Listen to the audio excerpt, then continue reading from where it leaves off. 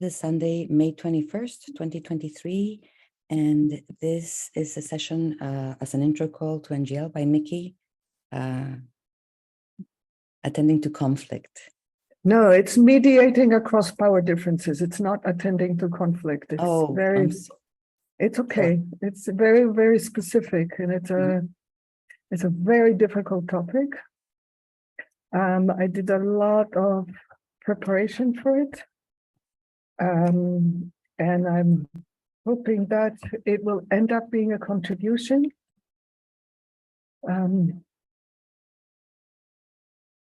Because the challenges are really, really immense within this topic. And I have a lot of humility. So we'll see. I'm just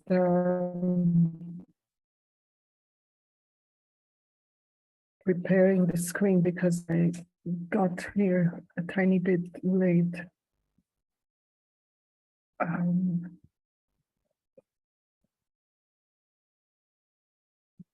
I think I'm ready. All right, and now, as usual, I would like to hear from 2 or 3 people. I'd like to start from people who may have not been with me before or been with me and I didn't even know, or we have never interacted. What is bringing you to this topic? Not to an NGL intro or to wanting to learn from me, to the topic. Why are you interested in mediating across power differences?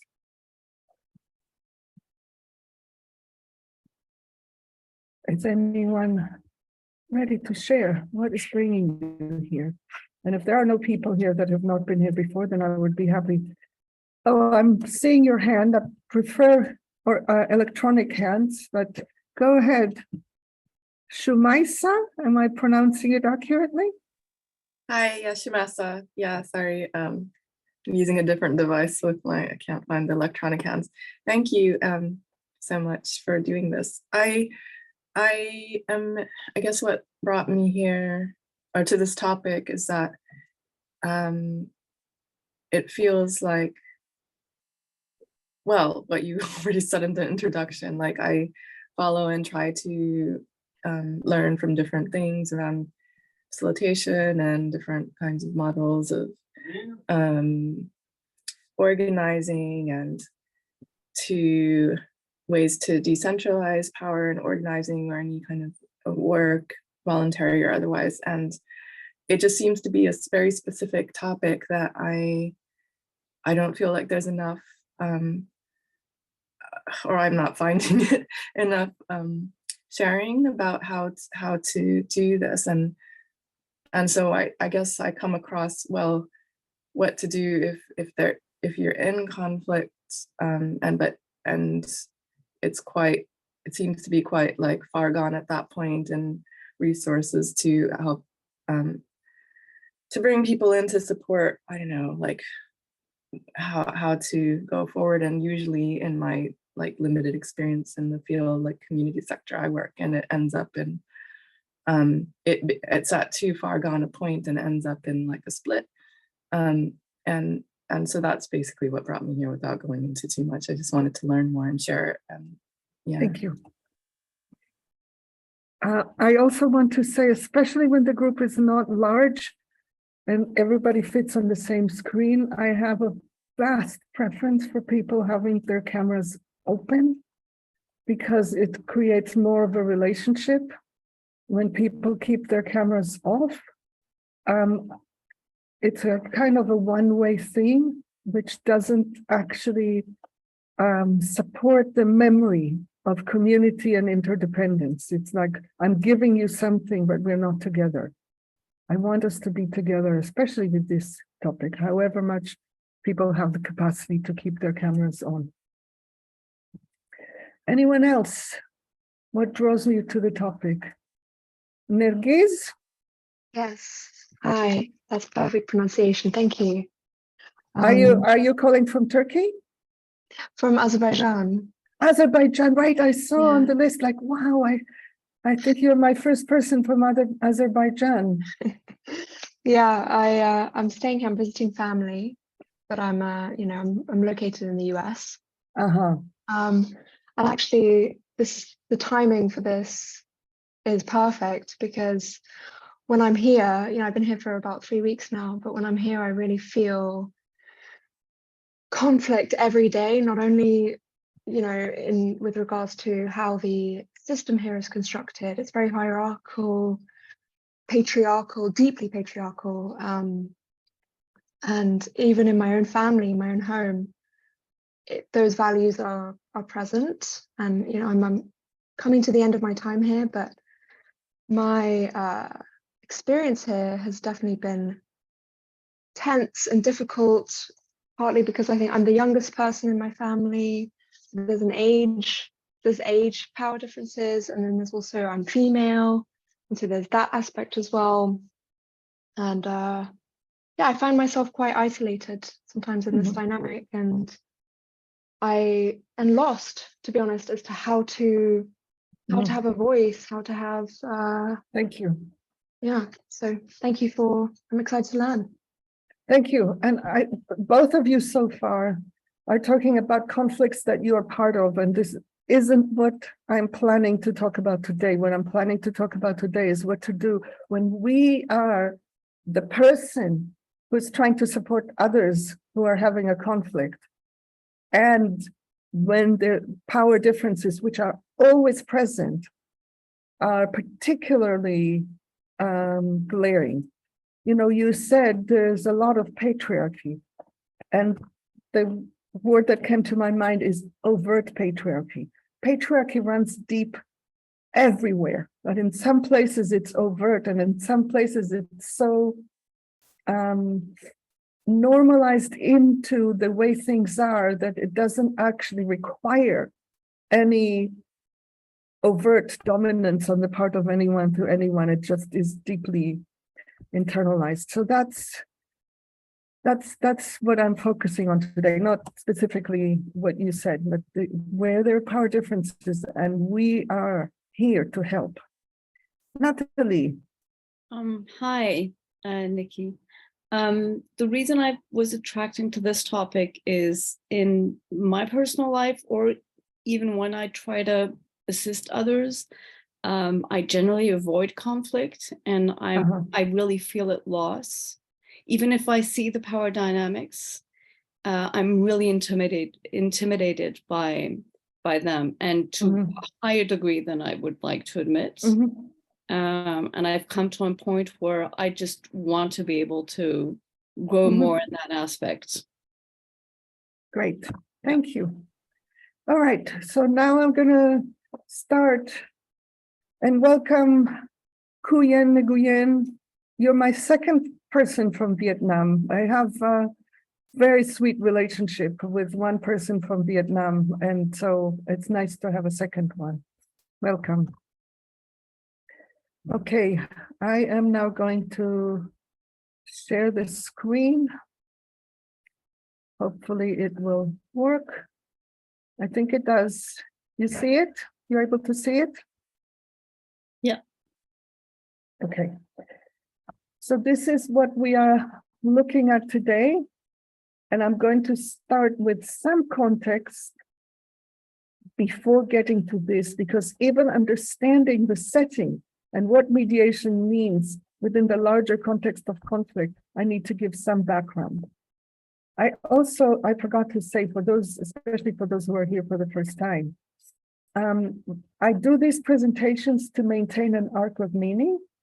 I prioritize interaction as much as possible. So I'm going to do 1 or 2 or 3 slides and then go back to interaction and back and forth like that. Marcella, one of the things that I would like you to keep an eye out for is if there's any unmuted person, to mute them, because noises come from the background without a person even knowing it. Okay, and I like always to start from vision, because if we don't have a vision, we don't know what we are looking at, and we literally don't have a direction to go except to oppose. and to fight. But if we have a vision, we can go from here to there. What are steps that we can take?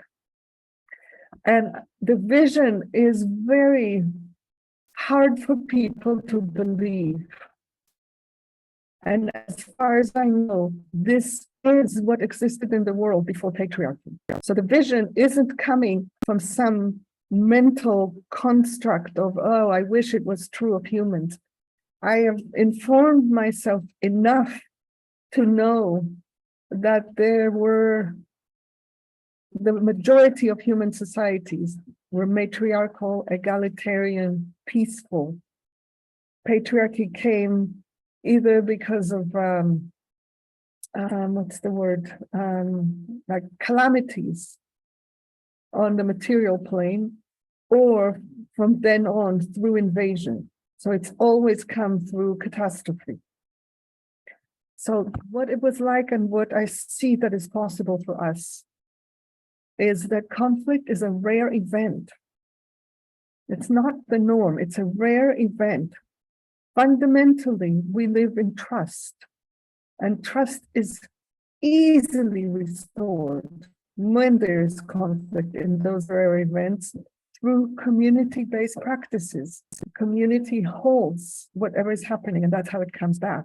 And whatever feedback is in the conflict is easily integrated so that the future flow can continue and be even better tweaked to address what is going on. This is the picture of what human life could be. Just take a moment to breathe it, to believe it, even if all of us are going to die without seeing it. To the extent that we believe it, it changes how we function now. So I just literally want to take like 10 seconds of silence for people. Just take it in and imagine it, imagine it, imagine it, imagine what it's like. And maybe you have one friendship in your life. Maybe you have a sister or a distant cousin or somebody you went to school with where it's exactly like this. And imagine that that is not like the rare unusual. This is how it is. Rare, rare, rare conflict.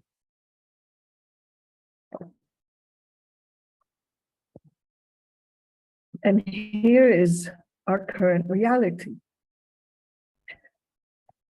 Conflict is both prevalent and seen as a problem.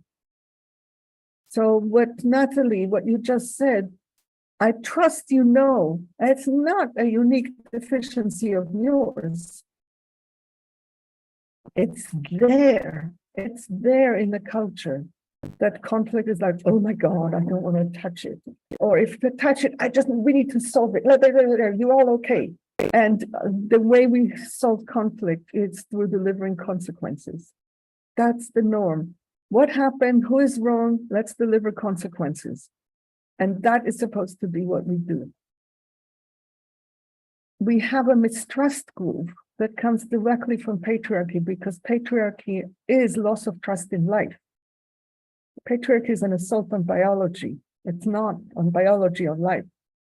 It's not male domination. Male domination came because of it. It's not the cause of it. It's not like men want to dominate. And within that, anytime somebody does something that we don't like, and we don't have an immediate, easy way of making sense of it, we instantly go into the mistrust group and separate from there. And that makes it so difficult to engage with conflict. And because we don't engage with conflict well, the feedback that is within the conflict doesn't come to the surface. So the conflict comes again and again and again and again. And I don't know if any of you are familiar with the phenomenon of this conflict in an organization, and somebody's brought in and they mediate between the two people who are in conflict, and that gets quote unquote resolved. And then it shows up in the same team in some other way between two other people. And people don't connect the dots. So that is a phenomenon that means that whatever feedback was there doesn't get addressed.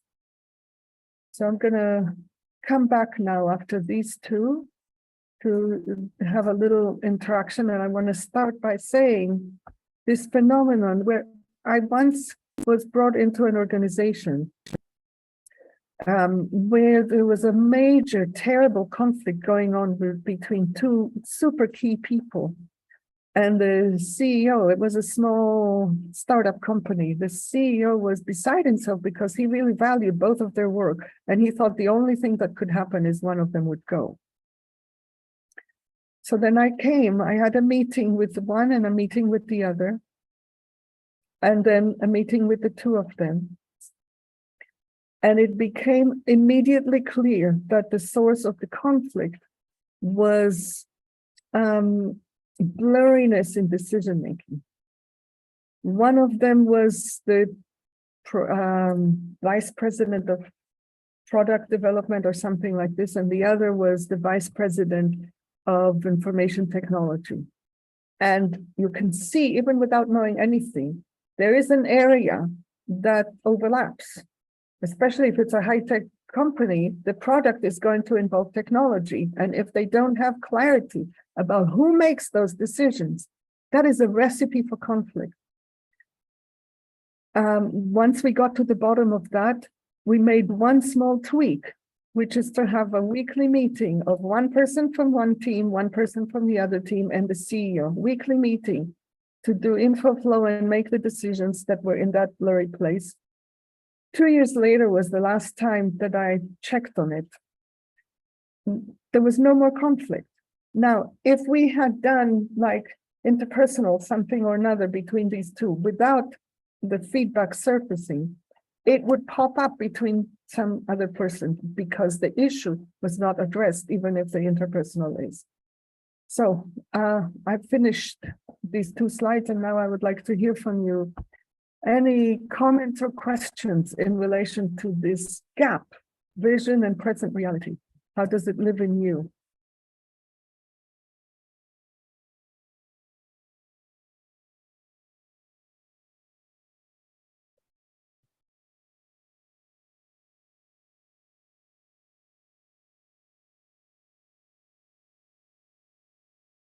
I can share something if no one else is wanting or willing. Go for it. You started, and then Natalie, and then I'll go back to the next slides. Oh, I did miss Natalie's hand. No, it came after you started speaking. You Okay, didn't miss it. Yeah, it's interesting. I'm sitting with the sort of vision of less conflict being something that jars in me, because I'm the anxiety around then turning that into conflict avoidance kind of unconsciously, because we're aiming for less conflict. So the focus being there is interesting. Thank you. Thank you. We're not aiming for less conflict. We're aiming for more trust. Yeah. Do you see the shift, the difference when you look at it this way? Yeah, totally. And I just think inadvertently it can be interpreted like if we want less conflict as an outcome, it's less conflict. And I guess I'm marrying that, but I hear you, yeah, that it's about more trust, not less conflict. Yeah. So I have a really hard life. Anyone who's going to stand up to everything that's ever happened to humanity is going to have a hard life. I also consider myself one of the most fortunate people on planet Earth, because I live in a context with 2 people, both of whom are on the call here, where we live that. And one of the reasons why we don't have a whole lot of conflict is because we don't do conflict avoidance. So we have all the hard conversations. We do impact sharing. We go to places that people rarely visit, and all of it is within togetherness and within trust. So it doesn't show up as conflict. So for me, conflict isn't divergence or difference or even intensity. Conflict for me is when all these things happen and there's no trust to engage with it. Mm-hmm. The capacity to engage with it is so low that it spills. The spilling is what I call conflict. I know other people have different definitions. That is one that to me seems consistent with how people experience it. And it's the low capacity, low trust that makes for so much conflict. It's not having differences or challenges or any of that. So I'm appreciating your question or comment, because I think I could probably sharpen the text a little bit before sharing this slide. The slides, you will get the slides at the end. So I'm gonna make that change. And Marcella, could you message Heather to say to wait until I make a little tweak with the thing before sending it? Thank you. And Natalie? I was really relieved listening to you, because I have a deep sense of trust in my body. Biologically, it just makes sense. It's like connecting it to everything else that doesn't make it so. And hearing you, it was just organic. It's like if we all have that in ourselves, we can tend to it more. Mm-hmm. And reframing from developing trust, it just sets everything in place. Yeah, I think I know what I want to do with the slide. I want to put the trust and the feedback first, and put the not much conflict at the bottom. And I think that I might need to change the language a little, but I think that will inoculate against that slipping into, oh, we avoid conflict. That's how we manage life. Yeah, thank you. This is how we've been habituated to see the world.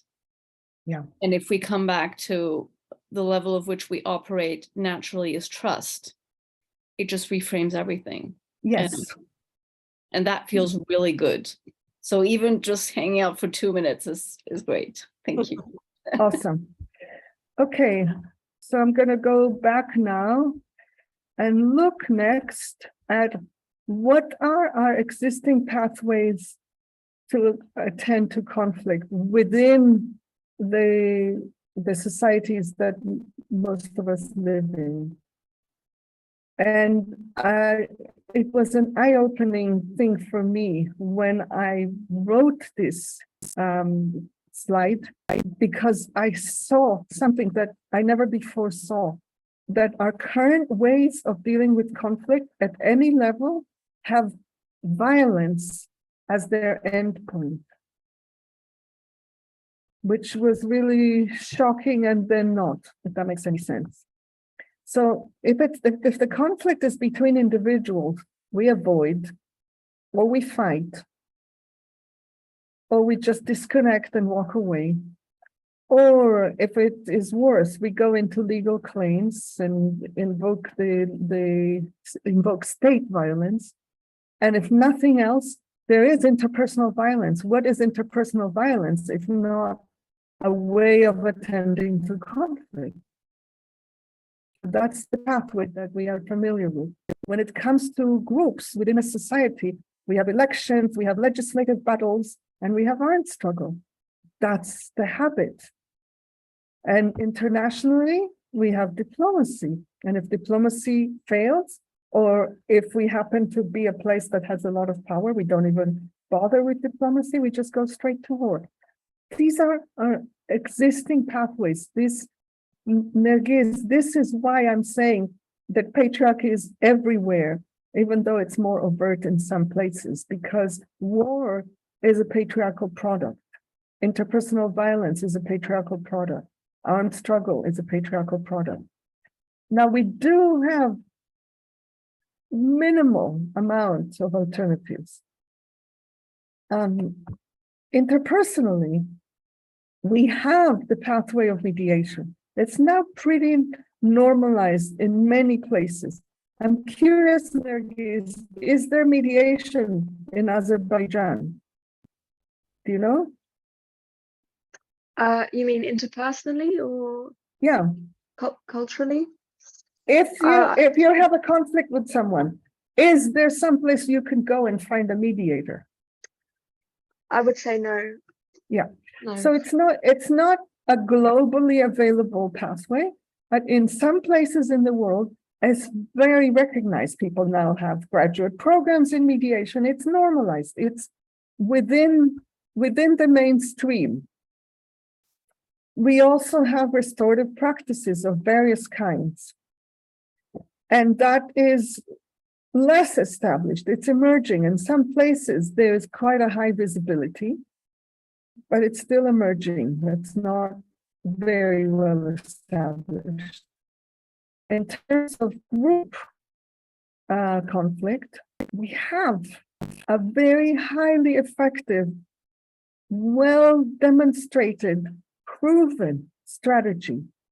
I'm saying proven because 2 women took the trouble to research 300 plus movements over the course of 100 years that were interested in regime change, removing occupation, or secession, meaning that region to leave an existing state. These are all very, very difficult things to achieve. Of the 300 plus movements they investigated, the ones that chose nonviolent methods were twice as likely as the ones that chose violent methods to get what they wanted. And under conditions of repression, it was 6 times as much. So it works, it's effective, and it's infrequent. It's infrequent because it doesn't fit within the normative structure that we have inherited. And then there is international conflict. And there is an alternative that, as far as I know, has never been attempted. And that is to send hundreds of thousands of unarmed civilians, especially women, into a zone of war. And my prediction, and the few people that I've heard talk about this kind of option, is that it would make it impossible for a war to continue. It's one thing to target civilians of the country that you are at war with, but if there are civilians that come from all over the world, including from your own so-called allies, I don't believe that the war could continue. And yet no one has ever even tried to think through what is the training that would be needed? How do we get people? How do we care for them or whatever? And some people would die if this were to happen. Absolutely. Some people died when Gandhi was, bringing people together to get the Brits out of India. But far fewer people die when it's a nonviolent movement than when it is. So that's the map of where we are. And of all this map today, I'm only going to focus on mediation, only on one type of mediation, and within that, on power differences. So everything that I've said so far is just a preliminary, and still I wanted to land. So I want to see if anybody has any question or comment from that, because this context seems important for me to contextualize what we are looking at within a big global picture of horror. Does anybody have any comments or questions about this?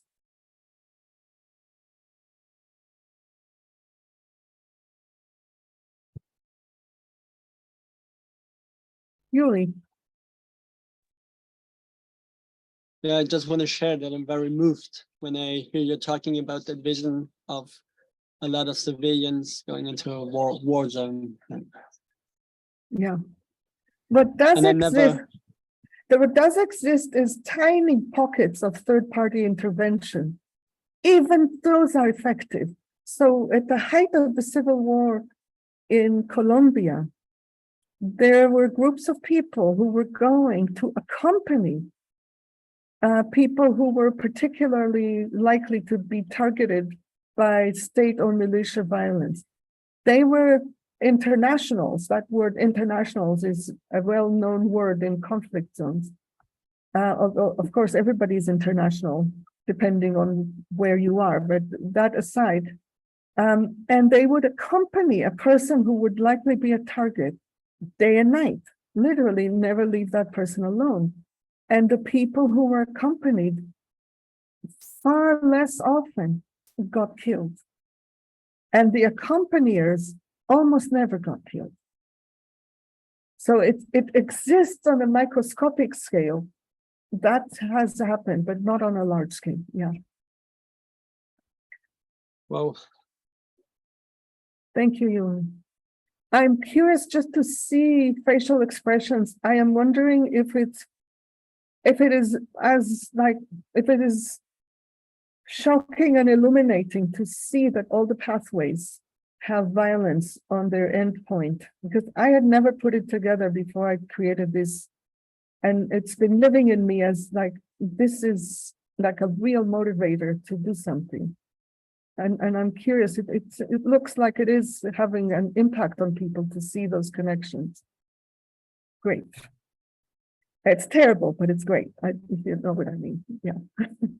All right. So now I want to do like the minutest possible look at the kind of mediation that I'm talking about. Because when I was putting together this slide, I was looking, I sometimes find it very helpful to look things up on Google, even if I think that I know them, because I get a picture of what the mainstream notion of something is.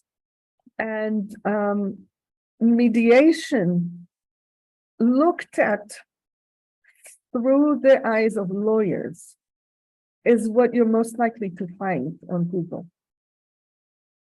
And it remains adversarial, and it is based on negotiating, fighting, and coming up with a solution that everybody is sort of okay with, but it's a compromise.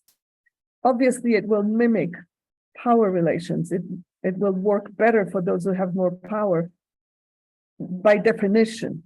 That's the mainstream version of mediation. So what I'm talking about is what I would call need-based mediation, which there's a pathway that came from Marshall Rosenberg with NVC, and there's other pathways. So there's something called transformative mediations. There are various pathways that are similar. So I'm not specifically focused on NVC here. I'm just using the term that is within NVC, which is needs. Because, for example, there's William Ury, if anyone becomes really interested in the field, William Ury, getting to yes is what it's called. And in that context, they talk about interests and not needs. And I think interests are still mechanical and don't actually capture human beings and what's important to them. So the purpose of a need-based mediation is to support both parties to arrive at a solution that works for both of them, period. There's no other purpose. There's nothing else that we're trying to do. It's not our job to dictate a solution or to even find, maybe a solution won't be found. Our job is to do everything possible to do that, to reach that kind of solution. And the way we get there is we focus on mutual understanding of each other's needs, what's important to each other, that unleashes care and creativity. This is, Sophie, you keep unmuting yourself. I don't know if it's intentional. Okay. So there is faith in human nature built into this.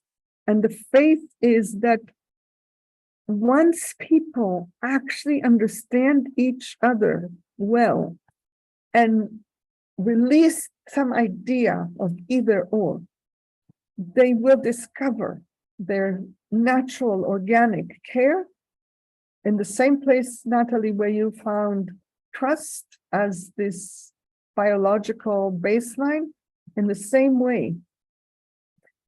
And there will be creativity to find a solution.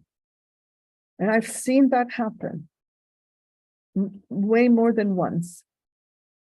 And the particular way that solutions work is to see what is available within where we are. What are all the resources available and how can we direct them to the needs? We want to minimize unwanted impacts, and we want the movement towards agreements to be voluntary, not imposed. And if you have you have 2 hours to work out this thing, and if not, it goes to court, I wouldn't call that voluntary. So it really requires some deep commitment to non-imposition, which, as a sneak preview, for somebody who has a lot of power and who is used to getting their way even when others don't want it, that is one of the places where we're going to need to work very closely, and we'll come back to it later. So that's what in general, it is where we're going, that's what we want. And we'll look in a moment at what does it mean when there are power differences and how that influences this basic structure. I'm not giving you here skills. If you don't have the skills to do mediation, you would need to learn that, and you don't learn that in a 3-hour intro. I'm going to give you principles and bits of specifics for how to tweak things to attend to power differences. And yes, Kuyen, you're muted. I repeat what I heard from you if I understand correctly. So what I heard from you is when we apply the needs-based mediation, so we can shift the, it means that we can bring the connection even in the case one of the party may not be voluntary, try the mediation. Okay, thank you. What I'm saying, my goal is that any agreement, people are free to choose to say yes or no to the agreement, so that if there's an actual agreement, we can trust that people chose it. Yep. And this is not an easy thing to do in general, and especially when there are power differences. Thank you. Thank you. Natalie? Yeah, hi, how are you? I wanted to say that there's like a neurological basis for what you're saying. So like when the brain is on conflict, the energy of the brain is in the hypothalamus. So when you're hearing yourself, telling yourself, for example, after a conflict, I should have said this, I could have said that, you're like rehashing. Your brain is literally like draining energy and trying to categorize and make sense of what just happened. Even in the worst situation where you are in a reactive mode, in fight, flight, or freeze, you're in the back of the brain, in like the amygdala, or however you say that. That is your body seizing the energy and making choices for you. So when the mediator reflects feelings, it actually helps de-escalate and lowers the tension and has a sense of feeling heard. When you are reflecting needs, you are shifting the person from blaming the other to owning what is important to them. And when you're clarifying the topic, you are creating convergence dynamic around what are we here to resolve together, right?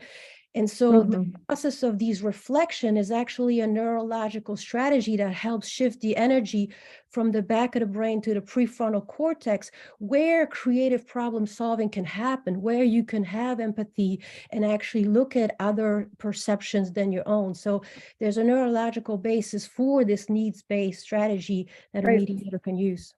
Thank you. I really appreciate hearing this. Colleen?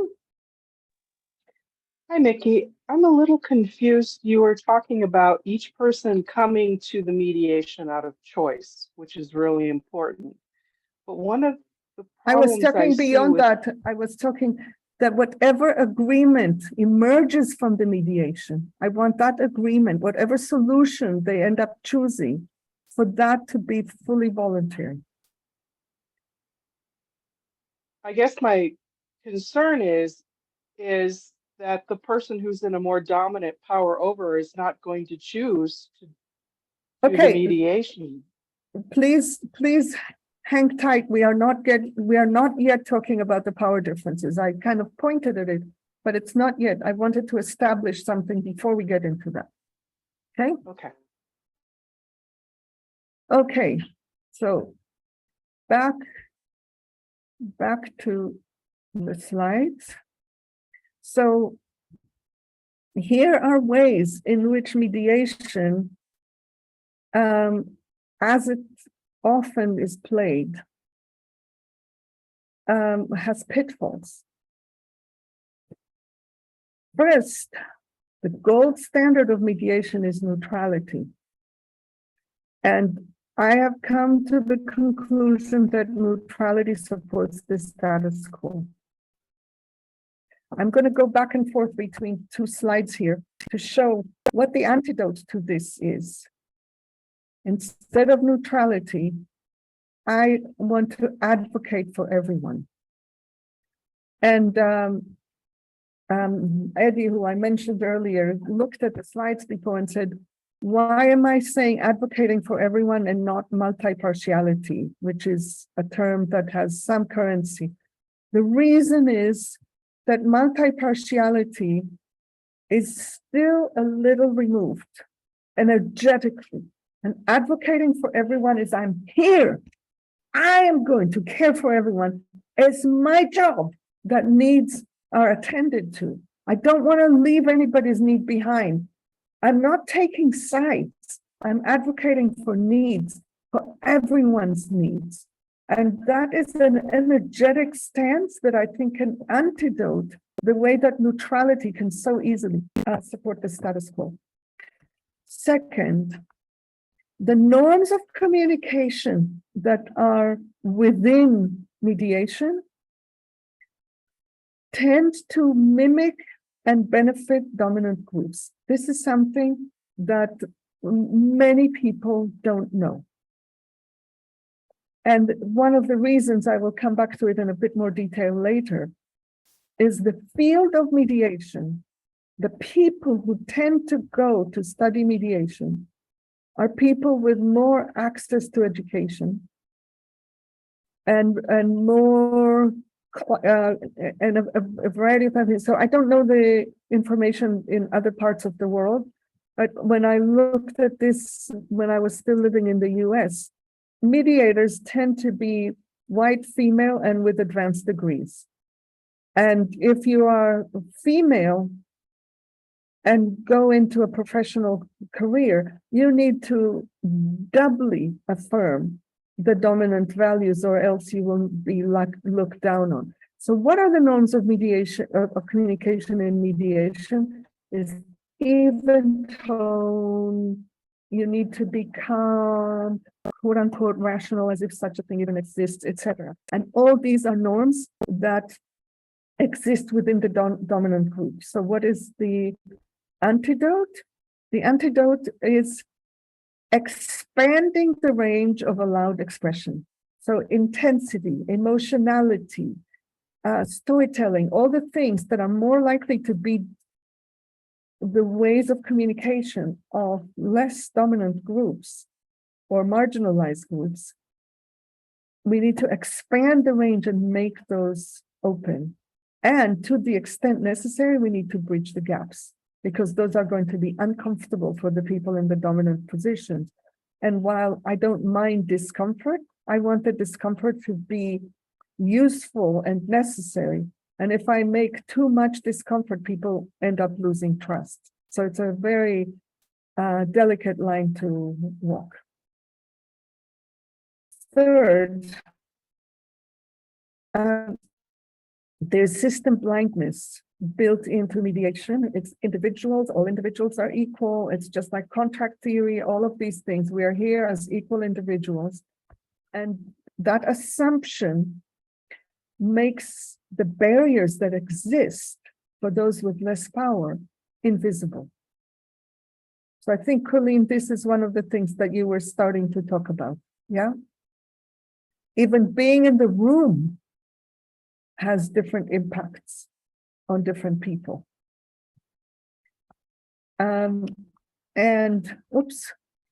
So what we do is when we have systemic awareness, which I believe that doing mediation without systemic awareness is a recipe for recreating the existing social order.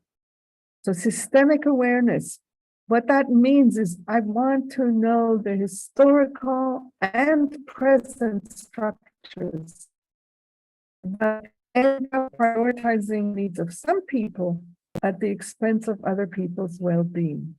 The entire project of the Global North has been one of creating well-being and comfort for people of European descent at the expense of the well-being of the majority of the rest of the people's world, of the rest of the world's people. And that's built into it. And it is within cultures and between cultures that these issues exist.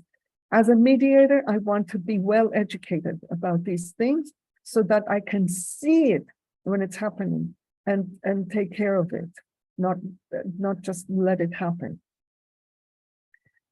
And the last one is that in part because of all of these things, and in part because of other conditions, we are not going to have all the information necessary for finding creative solutions.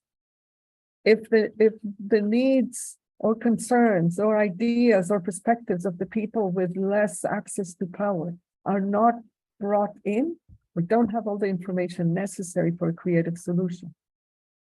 And this is how we mostly operate. Even super benign, well-intentioned so-called development projects that go and engage with communities don't create the conditions for the communities to actually be able to bring forward what is important to them, what is true for them, what is necessary. So it ends up recreating the horrific development paradigm that is a big piece of what's destroying the planet. And the antidote for this, if we want to mediate with awareness of all of these things, is to basically do everything and beyond so that we can have access to all the information necessary for finding creative solutions. That is, all of these are key. All right, that was a handful, and we're going to now go into each of them in detail. Before that, questions, comments?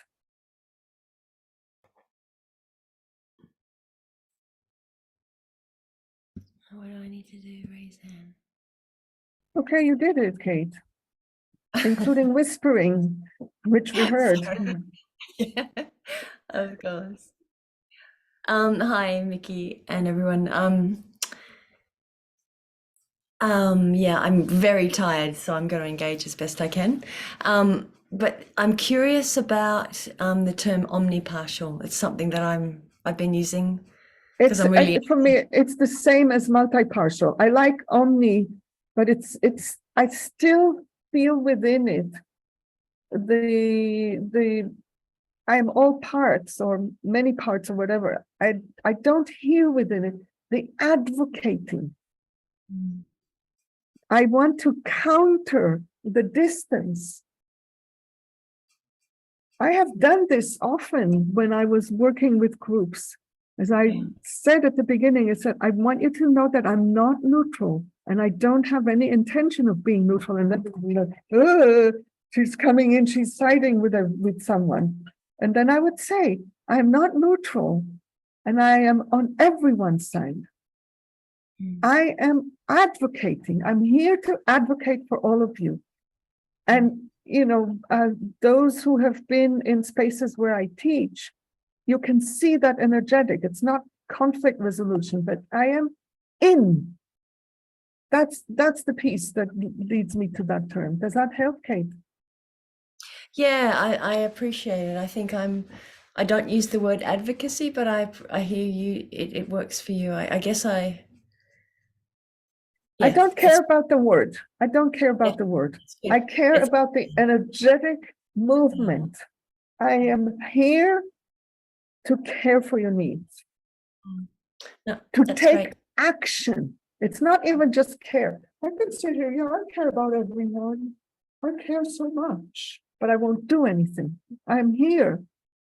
Do you see what I mean? Yeah, I think it's interesting. Just very quickly, I think I define these days. I'm defining violence itself as what's important to you, what's important to me. Taking either of those down, and I'm working with that as much as I can to really to be this non-violence, being this verb that holds us and out what matters, what's really significance as important right here on the table, keeping them on the table, not taking you off, not taking me off, So I'm interested in just exploring this. It's good. Yeah, thanks. That's all good. Karimar. Yeah, hi. When you were mentioning the antidote about expanding duration, allowing emotions and bridging the gap, I don't quite understand about bridging the gap. Can you talk a little bit more about it? Yeah. The cultural differences, it's coming up later, so I will just say it briefly so I don't try to anticipate my notes. But fundamentally, your cultural way of expressing yourself can be uncomfortable for someone else. Their cultural way of expressing themselves can be uncomfortable for you. If I'm expanding the range of the allowed, I'm going to create discomfort for the dominant people. They are used to their way of how conversations happen is the way. Everything else is deviant. Name it primitive, uneducated, out of control, all of these things. So how do I make room for that without creating so much discomfort for the other person that we basically tipped it, and now we again are not talking together because that person is well beyond their capacity. Do you see what I mean? I'm hearing a second question in the background and you're thinking, do I bring that or not? Something like that. Yeah. Yeah, I understood. And it's again, I think when I come to this course, I guess it's the English that when you say bridging is the words that I get a little bit lost with the words. Like I understood everything you said. I have already heard you talking about that. And at the same time, what is it that I do to bridge? Is like to Oh, there would be specific things that I could do. Let's see when we get to that part later, and if it's still not done, then you can ask it again. Okay. Okay. And I have something else. One last thing. When you're mentioning about the system blindness, I've been trying to read and learn more about systemic awareness, and I still have something in me that says I need more. That it's like I'm losing something. So I'm wondering if you have a packet that you have in a specific or something specific that I can read to be like to create more awareness in me of this systemic. The two packets that most come to mind, one is called Why Patriarchy Matters, which is the whole history from the beginning. If someone who knows how to find them, please put the links in the chat. That's one. And the other one is Liberation for All, Part 1, Understanding Power, Privilege, and Liberation. I think both of these is what I have at the moment. It's sprinkled everywhere, but those are the two that at the moment I can think of. Oh, and I'm sorry, and one other is social structures and socialization. Yeah, that I have read that one and another one you mentioned, but I'm gonna continue with that. Yeah, thank you.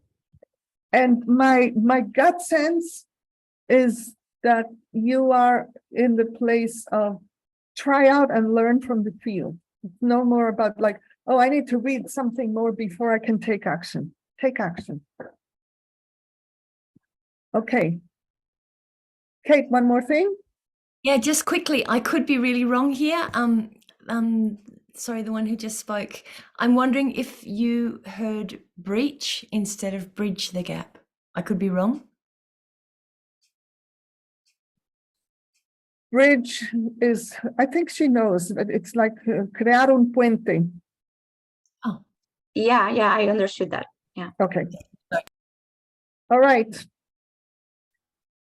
So we go next.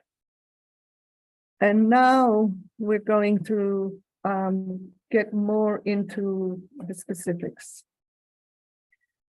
So Kate is going to now like this because I'm talking about bringing nonviolence into mediation, however we define it. And for me, nonviolence is the current, in the context of mediation and communication, it's nonviolence turns for me into the courage to speak truth with love. It's like a one sentence that has the 3 building blocks of nonviolence. And that means that for people like Natalie, who talked about being really, there are 2 Natalies here. Natalie, I think Rufa is your last name, talking about conflict avoidance. If I am mediating a conflict, I need to be able to call bullshit. If I don't call bullshit when I mediate, I allow bullshit to continue. At the same time, I want to call bullshit with love. I'm not going to say that's bullshit because that isn't love. I need to find a way to reframe, to step in, to offer emergency empathy if needed, to speak what is going on for me. There are a million ways. I'm not going to give you the specifics. This is not a coaching session. This is a kind of like laying out the basics. But I need to come into mediation with courage. I need to speak truth and I need to love the people. That's how I do this. It also means speaking on behalf of those who don't. And that is something that can be quite simple. So let's say I'm mediating between Kuyen and Kate.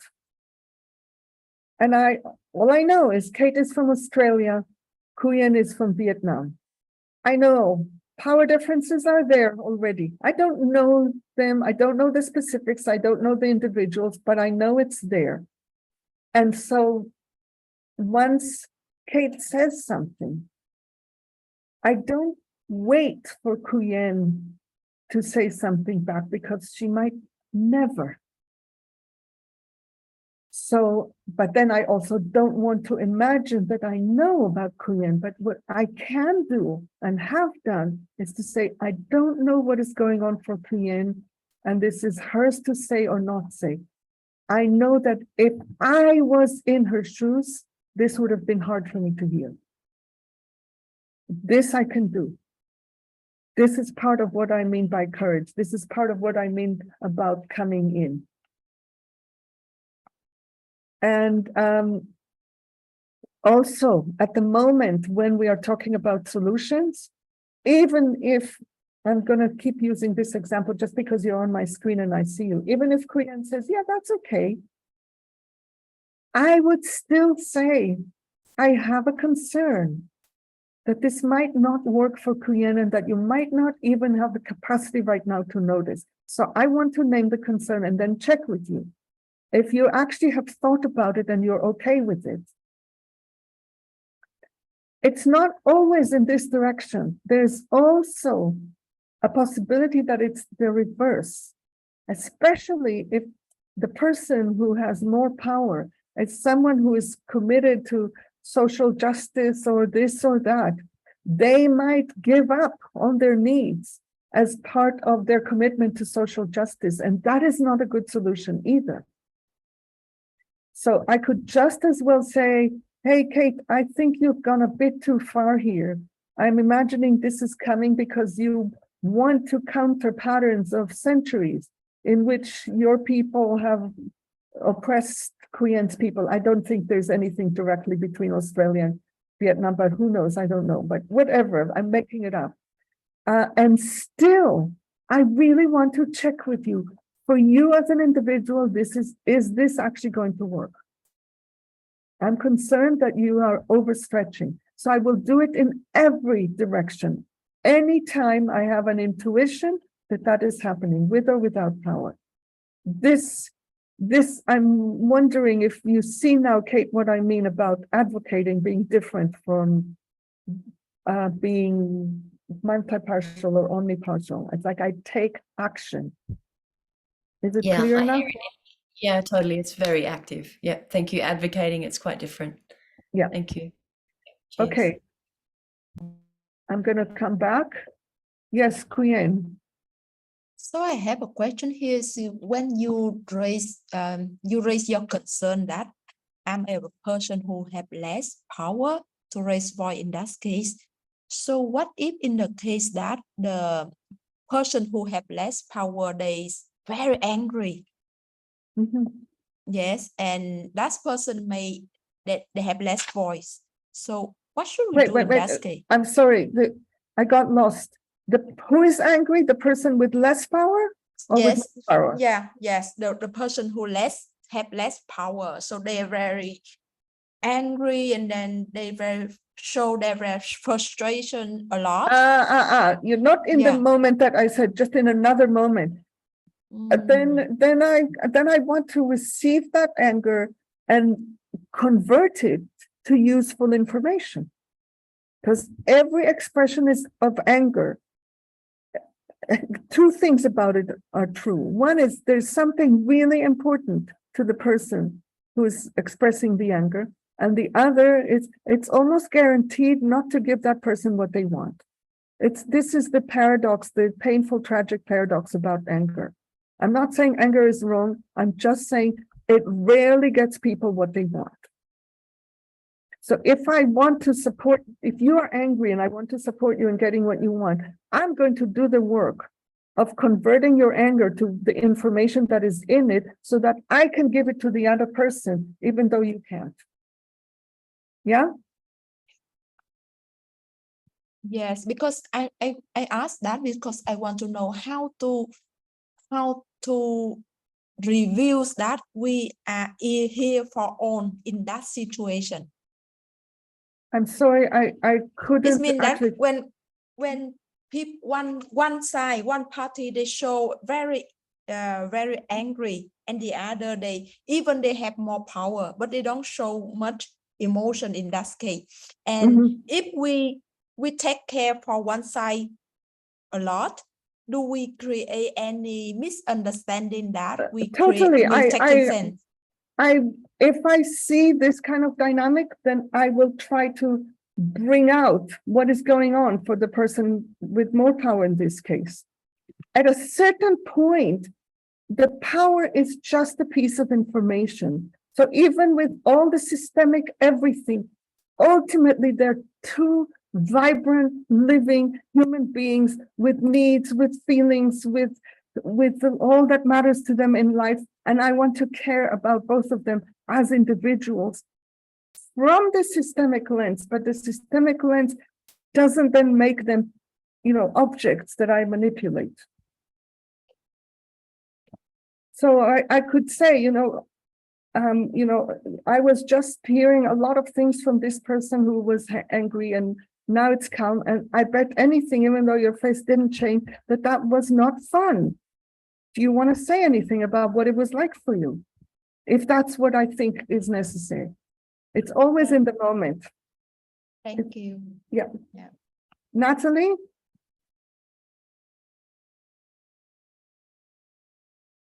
You're muted still. Yeah, sorry about that. Yeah, the word advocacy, yeah, I'm having just a little bit of challenge of like digesting it, just because I've done advocacy and I've done mediation, and they're very significantly different. So I have no doubt that for you, the concept is fully integrated in a way that brings out both needs, and that in your mind, when you say advocacy, you certainly do not have a preferred outcome in mind, outside of making sure that all the needs are on the table. So I think in general conversation, though, in a general public, I understand it. Somewhere, I think, I don't even know where, I wouldn't be able to find it easily, but I know that I've talked about needs-based advocacy. Yeah. So my thought is, because you're right. So when it comes to the mediator as an intuition, right, there's this disempowering position. The person accepted something that possibly wasn't really their true desire, right? So you do have that intuition. So I'm wondering, as opposed to defining the role of a mediator as advocating, in the time mentioning the principles of mediation as non-coercive, as voluntary, couldn't be another way of looking at it. Because as opposed to saying, if I were in your shoes, which to me has so many risks of us imposing our own views, our own analysis of the situation, of what could be disempowering or not, referring to it as, I'm sensing right now that one of the principles of mediation isn't being following, that, it's non-coercive, and I'm not sensing that folks are making decisions out of the free choice, couldn't be a way to own your own discomfort with what the process is becoming. And secondary. Okay, so Natalie, I just want to say, I don't actually care how you do it or how you define it. I care about the principle. And you have your own way, and your way is less vulnerable than mine. And that's okay. It works for you. You have a lot of experience. Yeah. The other thing I would like to say is, when somebody chooses a potentially less optimal solution, it could also be a risk calculation, especially in a person in a person of submission. So it could be, they may know exactly what would be their preferred ideal, fully within needs solution, or whatever you want to call it, but they're potentially calculating, after you're done in the dialogue, what are the potential impacts? And this could be a way that already I'm stretching a little bit, but is within capacity.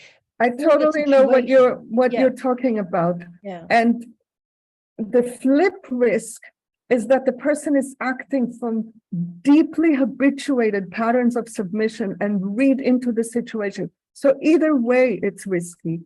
And we need to assess it moment by moment. What is the risk that we're taking? Yeah. Thank you. All right. Back to the next bit. And the next bit is about cultural differences, which has a few slides. And I am not in any way pretending to know everything about cultural differences by a long shot, but here are some of the things that I have managed to think about, and others may have thought about more things.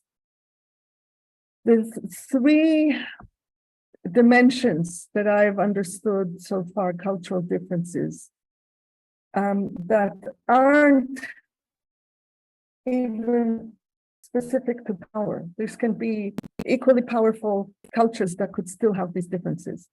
One is there are cultures that are direct and cultures that are indirect. And, from just the exchange that Natalie and I had so far, I would venture a guess that Natalie comes from a culture that is less direct than my culture. Because the way, Natalie, that you framed the principles of mediation, it's less direct than talking about, I don't know, maybe it doesn't appear that way. But that's one of the differences. And I also want to say and acknowledge I am limited, deeply limited in my capacity to engage with indirect cultures. I know that about me. But that includes also a big puzzle that exists for me, which is if we are bringing together a person from a direct culture and a person from an indirect culture, or people from any two different cultures, I don't know how to create the mutual understanding without creating more directness. And again, that may be a limitation. Maybe other people can find other ways. I'm not saying this is the right way. I'm expressing a limitation, and this is what I have come to myself. Then there are cultures that are expressive and cultures that are reserved. There are cultures that are individualistic and cultures that are tending towards communalism. And those are things that are also have microcultural differences, because even families differ from each other along these dimensions. So in effect, every two people that are in a room when I'm trying to mediate will have some degree of these cultural differences that I need to bridge, even if they're from the same background, the same class. They're both female or both male. They all are equal in every respect. They could still be vast differences because lineages have different cultural ways of functioning. So that's one set of cultural differences. That one of the things is that I want to have that awareness when I work. And you build that awareness however you build it. I have built it intuitively, and I'm sure that there's a lot that can be read about it. And there may be other dimensions that I haven't thought about. Another is that I need to know my own cultural conditioning, which is what I just said. I come from, it's possible that I come from the most direct culture on the planet, but I don't know all the cultures. But I come from Israel, and we are super famous for being direct. And along all these dimensions, I want to know my own cultural conditions so I can be able to engage with people across those differences. Which brings me to the next piece, which is I want to learn ways of bridging the gaps. And this is where Natalie is actually far more experienced than me, as far as I can tell, in mediations in complex situations.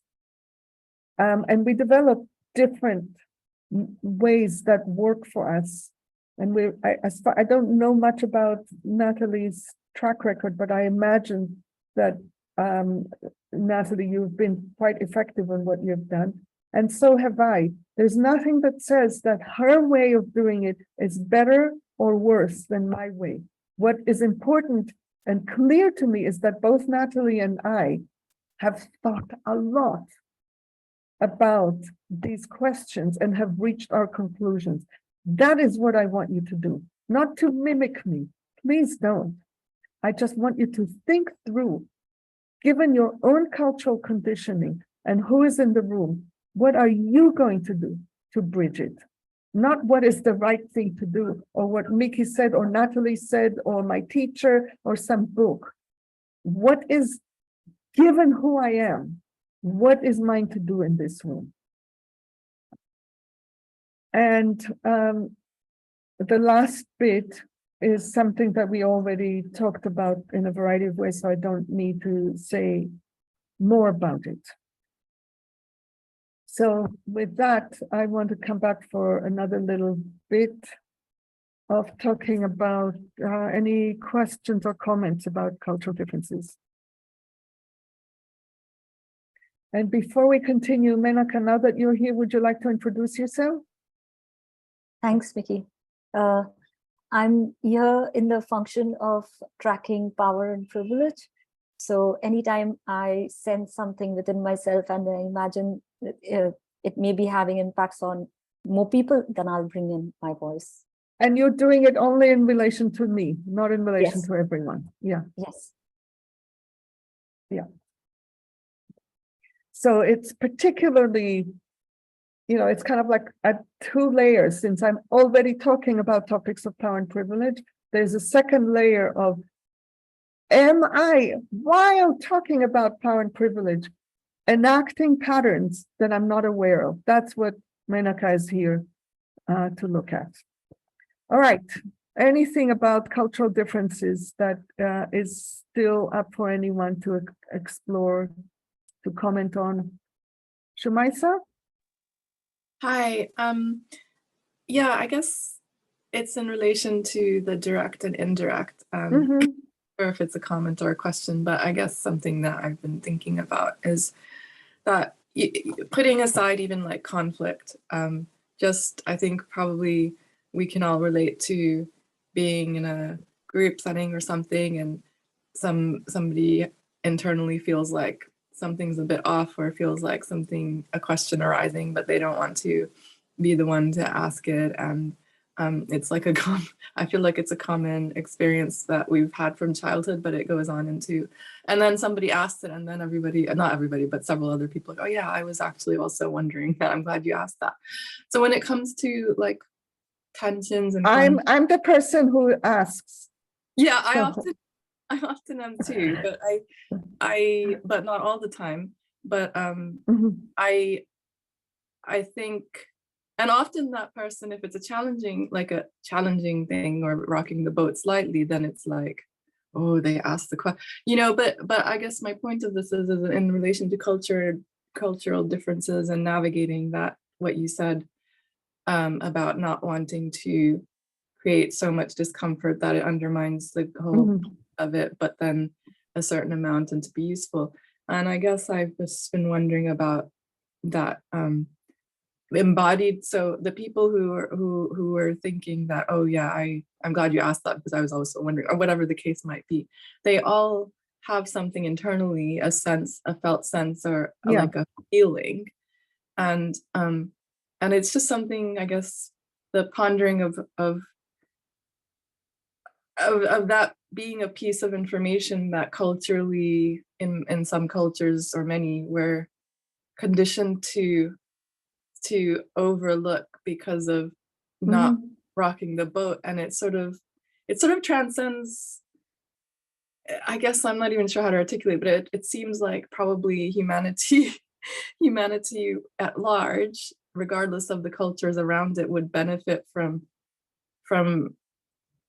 listening to that, and it being more okay to so I guess shifting the culture to make that okay across cultures, because it feels like it's important in conflicts, but even before conflicts become conflicts, in more people being okay with their, but like, I don't know, just maybe I think the thing that I can glean from what you're saying is, within the context of mediation, which is the context that we're talking about, if I have an inkling that there are cultural differences that are going to influence people's capacity to show up for the mediation, I want to name it early on and say, you're from two very different cultures. The way that you communicate it's going to be uncomfortable for this person. The way that you communicate is going to be uncomfortable for this person. And so there's going to be discomfort doing this. And I'm going to try to do my best to bridge between you, so that what is important to you and what is important to you are both heard by all of you. So then I normalize my interventions before I even make them. That's a way that I relate to what you were just sharing. Does that help in any way? Yeah, thanks. Anything else before moving to the next? Okay. So I'm going to move to the next. And now we are, oh, no, your hand, you just didn't take it down. Okay, I'll take it down. Okay, so the next bit is about systemic patterns, and there are a few slides here. And that came up already before. Karimar brought it up. The first thing is to educate ourselves.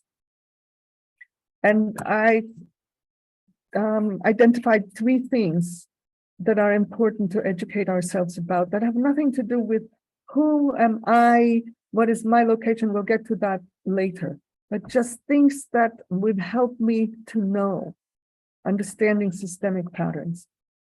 One is they are different for any region in which I function. So if I live in Australia, I would educate myself about different bits of history than if I live in Vietnam, than if I live in Nigeria, if I live in the US, or if I live in Israel. Each of them have different historical, regional patterns of how power and privilege function in that region. I need to know that, because if I don't know that, then I am less effective. So, for example, this is not exactly the same, but it's a similar thing. In 2007, I went to Japan to teach NVC. It was my first time being in East Asia. And it was very clear to me this was completely different from anything that I was familiar with. And right at the beginning, I told them, I'm coming here with some things that I don't actually know if they will work in your context, because I don't understand your context. I don't know your culture, your history, or anything like this. So I'm approaching this workshop as a research experiment. I'm bringing in some things. I know the things that I bring. You know your context. You tell me, are the things that I bring going to be useful to you?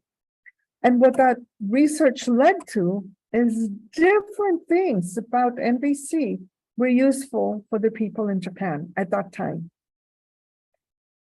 Since then, there is now a thriving NVC community in Japan, and they're using many more parts of it. At the time, given their cultural context, the most useful aspect of NVC for them was inner connection. Just being able to connect with their own needs brought so much relief to them. If I don't know the region, I can't know. So if I am borrowing myself into a region that I'm not familiar with, I want to say it and ask people to give me the information that I don't have. It's tricky. Second, I want to know global patterns, and the global patterns are global, which means they show up differently in different parts of the world, but they are the same patterns, and I want to understand them because they act all over the world. And this is not an exhaustive list. Patriarchy, which is the baseline, loss of trust in life, turning away from life, moving into control, mistrust, scarcity, separation, powerlessness. That's a global pattern. There are almost no pockets of societies that still function completely outside the patriarchal paradigm. They exist in such microscopic pockets that we can assume that this is operating wherever we are. Neoliberalism, almost all over the world, even the countries that are still calling themselves socialists are within the neoliberal place, either within. So, for example, I believe that China still has a communist party that is ruling, but within that communist party ruling, there is intense capitalist neoliberal activity happening. And if I take Cuba, for example, which is still trying to function in a socialist way within, is at the mercy of the rest of the world that is functioning in neoliberalism. So it's present everywhere. There are patterns of colonization that have affected both the colonizers and the colonized. All of these things are part of what I need to know, so that at every moment it's in me to think from, not to, what's the word? Not to make people into things like, oh, you're a woman and therefore ... It's more, you're a woman and I know something about the training of women, so I'm going to pay attention to that. or you're from the global south. I don't know your own history with colonization. You may be from the, the people on top who totally benefited from colonization. I have no way of knowing that, but I'm going to think about this. These are things that I want to have around and think about. The third thing is I want to know something about what internalized oppression and what habits of privilege look like. Even if I don't know them specifically about the region or the people that I'm working with, I have a general understanding about what it's like, and that helps me understand things. So those are the three things that go into educating myself. And please don't wait until you're fully educated. I've been educating myself about these things in one form or another since 1989. I do not consider myself done. I'm still educating myself, but I also am not waiting to be some done before I take action. You take action, you make mistakes, you create impacts, you deal with them, and you learn better. So that's those are the pieces that I want to do in terms of educating myself. I think I'm going to go back and see if there are questions about this.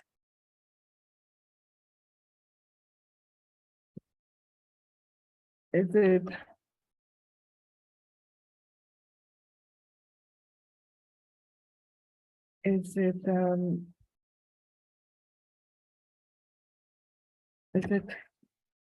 supportive to hear this? Is it helpful? Questions? Overwhelmed?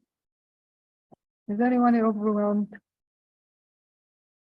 Very soon, we'll take a break. Okay, so I'm then going to go back to the next one. This is where we need to engage with our own social location, as well as the power that we have by virtue of being a mediator.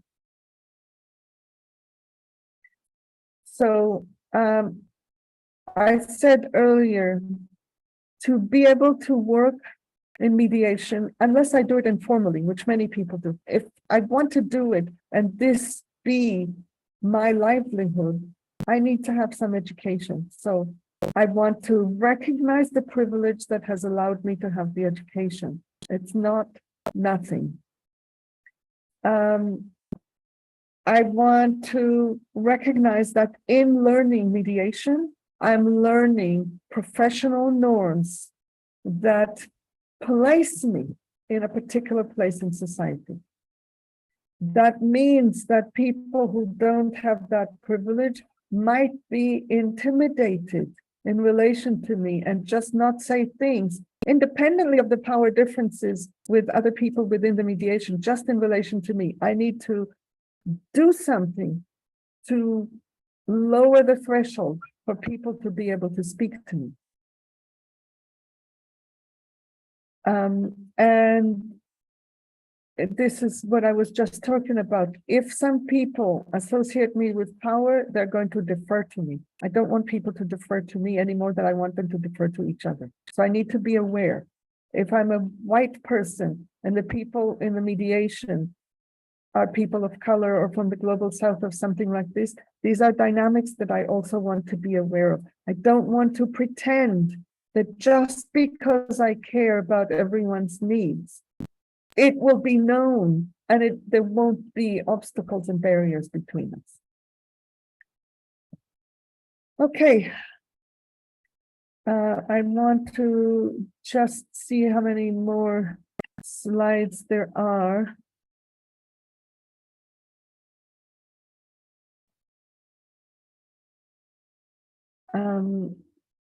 Okay, I think that the remaining slides are about, are kind of like slightly more practical, like what is it that we want to do so that we can serve in these contexts.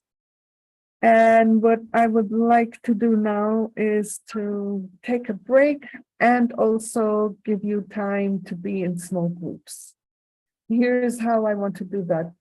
I want to take 35 minutes total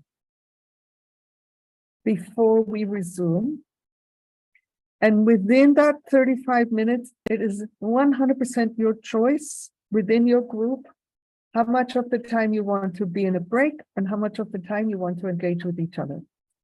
And if you don't want to be in groups, you can see that some people have put an equal sign in front of their name. That tells Marcella not to put you in a group. I think you'll miss out if you don't go into a group, but that's entirely your choice. And that means you have a 35-minute break if you are not putting yourself in a group. And what I would like you to do in the group is basically decompress. I've given you a lot of information already, and it's painful, difficult, upsetting information. I also think it is empowering to know all of this, but that's on the other side of working out like, oh shit, I didn't know it was that bad. It is that bad. It's actually worse. So I want you to do whatever you need to do to work through what it's like to receive all this information, talk with each other, and come back ready to see what are some of the things that could be done about this. Marcella, I imagine that you already imagined that it's 3 people in a group. Yeah, Yes. I'm a little known sometimes. And it's ready So- whenever you are. Great. So let's do that. So we come back at 10 minutes after the hour for most of us, and at 40 minutes after the hour for those who are in the half-hour time zones. They are not in a half hour. We are in a half hour in relation to them. They're in a half hour in relation to us. Yeah. All right. And I'm opening up the rooms. Please ignore the invitation if you have an equal sign.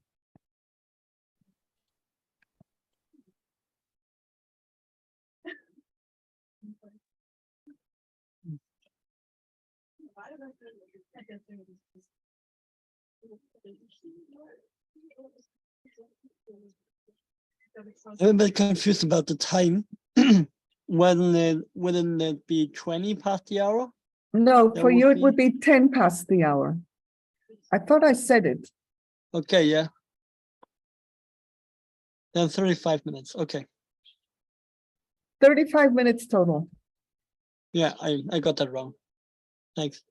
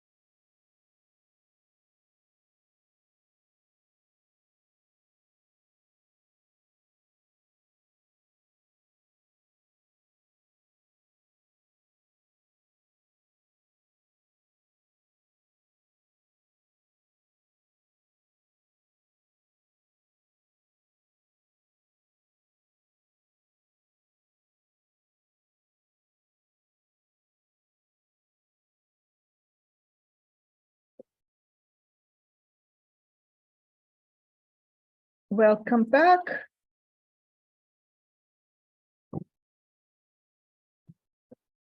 And welcome to people who may not have been there earlier and are joining us, and goodbye to people who left and didn't come back. I'm wondering if there's anything that came out of whatever you did in the breakout group that feels important or useful or meaningful to bring into the whole group.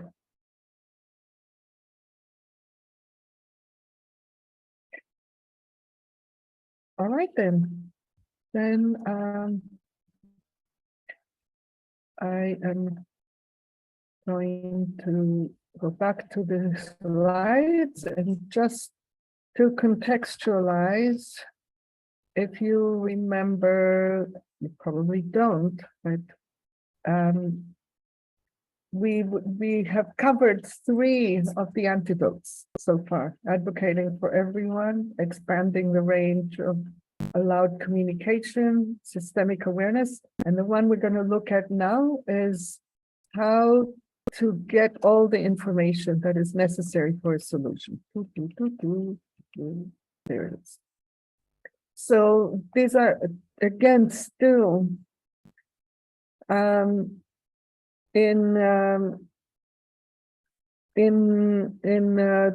the level of principle, but it's beginning to tell you things that you can do. Most people all over the world have not been trained to express needs. So that they're not suddenly going to express needs when they are in conflict and I'm mediating. That's not going to happen. So it's my task to find the needs, whether or not they are directly expressed, and to check if I got the needs. The next piece is people are trained to absorb impacts. All of us have been trained to absorb impacts through patriarchal socialization. Shut up, or I'll give you something to cry about. That's just basically training a person to absorb the impacts and not show what is going on. It's that basic, that elemental. So this is about our task. It's to become all the humans in the world and imagine what may be impacts and checking if they're there, even if they were not named. Ideas, different things that people may want to suggest, they might not say that. Especially disempowered people don't think that their ideas count. So finding ways to solicit ideas. There's this thing that I love, which I call don't take yes for an answer. You know, we've all heard that don't take no for an answer. Don't take yes for an answer is a very intuitive, subtle task. Let's say one side made a proposal, the other side said, yes, that's all right. That sounds very different from, yeah, that's going to work. So listen for implicit no's, even when a person says yes. You can feel it energetically when it's wholehearted willingness, or where it's like, there's no choice, I may as well say yes. The place where things very often fall apart is in transitions. What I mean by transitions, I've been talking with one person and I'm about to go talk to another person. How do I manage this transition so that whenever I'm talking with one person, as much as possible, the other person is with me in talking with this person? And the last thing is to step in, which I've already demonstrated, and whenever possible, I want to name power differences. There are contexts in which it is so taboo to talk about power differences that my trying to name it will be destabilizing for everyone, and then I don't want to do that. But then I want to then personalize and specify it.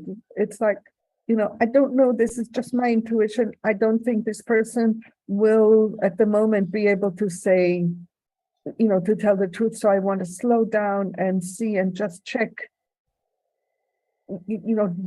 do the compensating for power differences, even without naming it. And whenever it's possible to name it, because if I name it, there's co-holding, or at least more co-holding. And this is how that leads me to the tracking. Marcella, I think there's an open mic somewhere. Can you please find it if you can? So I want to track the things that I'm looking for as information, which is needs, impacts, and resources.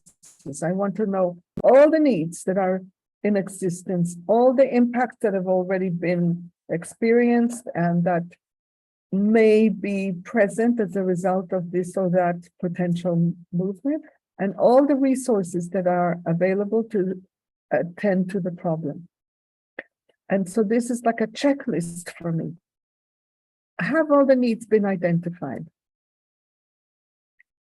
If not, it's like one of the things that happens is that both people in power and people without power prioritize the needs of those with power. There are all kinds of complicated exceptions to this, but fundamentally this is what we are all trained to do. It's to prioritize the needs of the ones that already have more power. Some of it is built into our laws and customs and norms, and some of it is just on the relational plane. We tend to do that.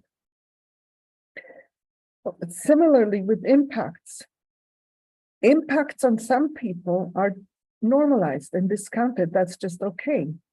How else would slavery have ever been allowed if not for the impacts on people from a certain origin with a certain race, certain skin color? Those impacts are okay.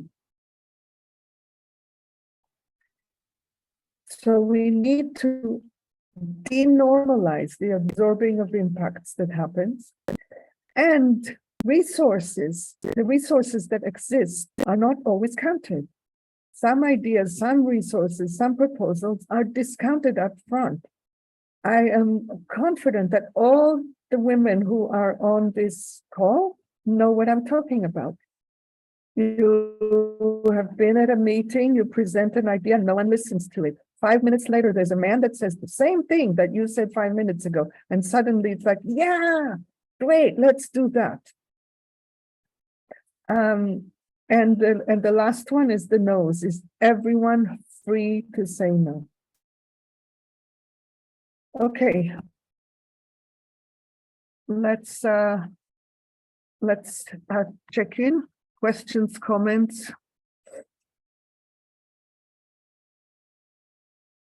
Is this at a level of specificity or clarity or something that can actually be useful to you in applying it?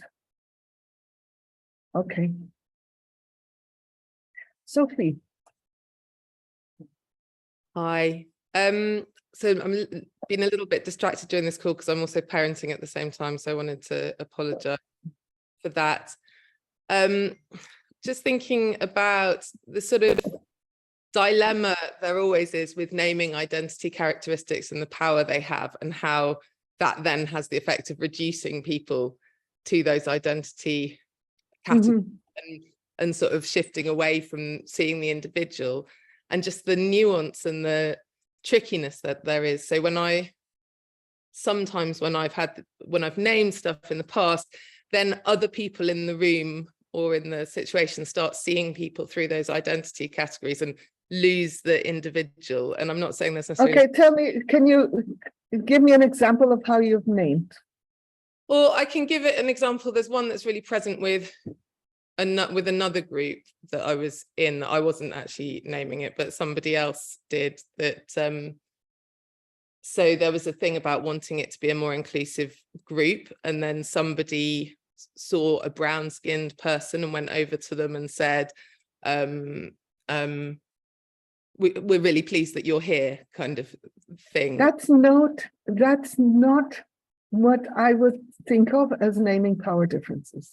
No, it had been named before. So that was the power difference had been named, talking about wanting to name power differences and then also talking more about inclusion. But then people started to see people through the lens of identity more and lose the individual more. I'm not saying there's a perfect thing, but I was just I don't know. I don't fully know the context that you're talking about or what that means, because this thing about we're really pleased that you're here doesn't sound to me, it sounds like a different phenomenon. If I'm understanding you, the one thing that I like to say is that nothing, no systemic pattern is ever 100% true about anyone. So understanding systemic patterns is a statistical game. And I want to say that. And that the individual's life is always an individual's life that may completely defy the systemic patterns. Yeah, totally. I'm thinking more of an example. Sort of it sort of feels like it can reinforce power dynamics. So me as a sort of, if I'm facilitating a group as somebody with more power because I'm a facilitator and also because of my social location, and then that's why I want to hear the actual language that is used in naming it. Yeah, so even just by sort of naming that, say, I'm aware that I'm facilitating a group, I'm a white-skinned woman with a sort of social location that I have that's led me to be in this position of power in this group, and I'm aware that that will have an impact on people in the group. Okay, thank you. Something Two like that. things that I will tweak. Yeah. One is your being white-skinned hasn't led you to where you are in the group. That's precisely the determinism. Yeah. If you say it's likely to have influenced, it's different from saying it has led me to. Do you see the difference? Yeah. It's given me more opportunity to. Yes. It has made it easier for me to reach this position than other people who don't have that privilege. Yeah. And similarly, that will have impacts on people. You don't know that. That may have impacts on people. It's like the humility of keeping open the possibility that all the systemic phenomena that you know are not at play in this particular moment. You just don't know. Yeah, I think I probably would say may in the circumstance. I'm just trying to rattle it off. But there's also, just by being there, there is an impact of a person who looks like me using power over somebody else. Just through there's a pattern of impact that I'm reproducing. Even you are not. No, that's being. Yeah, that's the thing. I think that this is where I'm seeing in your language, you can easily flatten it, and I'm trying to have a lot more rigor about it. Yeah. You can say I am, like I'm a white woman in this position, and there are other people here who don't have that particular privilege, and we are habituated to be in rooms where white people are in power, and that in itself may have an impact on people, and it may not. I just want to call it so that if it does, people have some way of making sense of their experience. It's I don't know how to explain it. It's something, all I can come up with is humility. Yeah, and I think there's nothing neat about it. So I have been in a situation where I was on a panel where I did something, and I think I would have been a bit more rigorous about the language in that situation. And that in itself, that there may be discomfort, that it's like having really strong ground to stand on in doing that somehow, because there will be discomfort in some people. It's not always going to land. Then you can say that too. Yeah. And part of it is that it is likely part of what gives me the courage and capacity to say it, even though I know it may be uncomfortable for some people, for me to even name it. Everything can be folded into it. Yeah. Yeah, and then there's something really uncomfortable for me about me then giving people that experience, like that they have to consent to that in the first place, or that I'd want them to consent to having that experience. And To having which experience? So say, I guess I'm with like wanting to bring this lens to everything rather than just sort of group, say specifically like focused on power and privilege or that sort of topic. And then there's something around people are participating in something. It's almost like, I guess. Sophie, are we talking about a context of mediation? Any context, I guess, but group mediation, I suppose, no, less so. I've diverged away from mediation, yeah. So when two-party mediation, it would be different, but in group settings. They came, they already made the choice to come. Yeah. You're not imposing it on them. It is imposed on all of us. There's some way that I'm hearing you almost having discomfort with your social location instead of inhabiting it in a relaxed way. Yeah, I think that's definitely a journey that I'm on with that.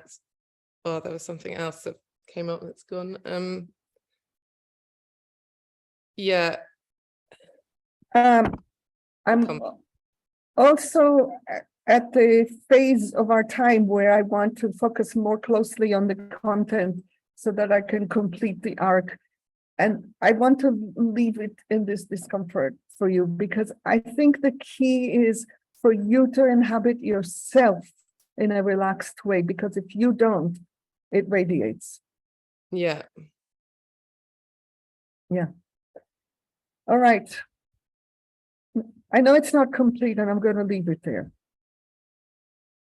Natalie? Sorry. Yes, thank you. I have a question around how to further integrate global systemic patterns in at the table, at the mediation table. And so you named several strategies on how to do that. One is to educate ourselves so we are more cognizant of when these patterns show up. Mhm. Another strategy that you mentioned at the table is naming it to make it visible. I heard a third strategy around compensating. I was wondering if you had strategies around increasing the participants' self-awareness about strategy. So do you have certain maybe like questions, or how do you engage with the participants so they themselves notice that they just reacted either in a powerful or disempowering position? Are there strategies like that? I don't know. I'm going to go next to how to ask questions, and then you'll tell me Okay, if that it's makes there or sense. not. All right, thank you. I don't know if I'm going to cover what's important to you, but if not, then I'm sure you'll find out and you'll let me know. Okay. All right. So this is about asking questions. So, and again, I want to acknowledge again that I am coming from my habits and my style and my cultural context, and that I want you to take principles from this and apply them to what would be doable for you and what would make sense given your context, which isn't going to be the same as mine. I want to remind everyone, everybody will get this. This is going to come to you.